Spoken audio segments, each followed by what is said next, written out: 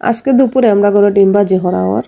আর যেদিন ডিম ভাজি করা ওই দিন আমার লাখান খুশি আর কেউ নাই। আমি ডিম খুব পছন্দ করি, আর সবে জানো না আমি যে পছন্দ করি, এর কারণে সবে আমার লাগে স্পেশালভাবে এরকম ডিম ভাজি করেন।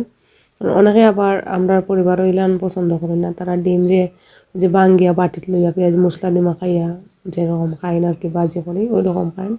আর আমি এলা বলেও খাই না, আমি সিদ্ধ দিয়া ডিম রে ভাজি করি ওলান খাই। আপনারা যেরকম দেখাইলাম, তো এটা আমার সবচেয়ে প্রিয়। তো এইভাবে যদি ডিম ভাজি করা হয় তাহলে দুনিয়ার যত ভালো খাবারও আমার সামনে থাকুক না কেন কোনো দিকেই আমার চৌকো যেত না আর লোভও যেত না।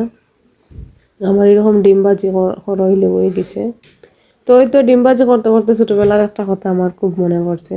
ছোটবেলা যখন মেহমান বাড়ি যাইতাম তখন ডিম দেওয়া হইতো। আমরা ছোটরারে ডিম আস্তা দিতা না, অর্ধেক করে দিতা, আর বড়রারে আস্তা আস্তা দিতা।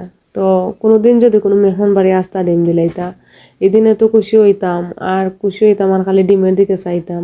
ডিম সাইডে দি রাখিয়া অন্য তরকারি দি ভাত খাই লিতাম।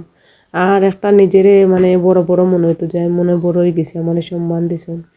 তো এই তো ডিমের প্রতি ছোটবেলা থেকে আমার একটা লোভ, ভালো লাগা, ভালোবাসা, এটা এখনো নষ্ট হয়েছে না, এখনো আছে আলহামদুলিল্লাহ। আমি চাই আমার এই ভালোবাসাটা চিরজীবন থাকুক।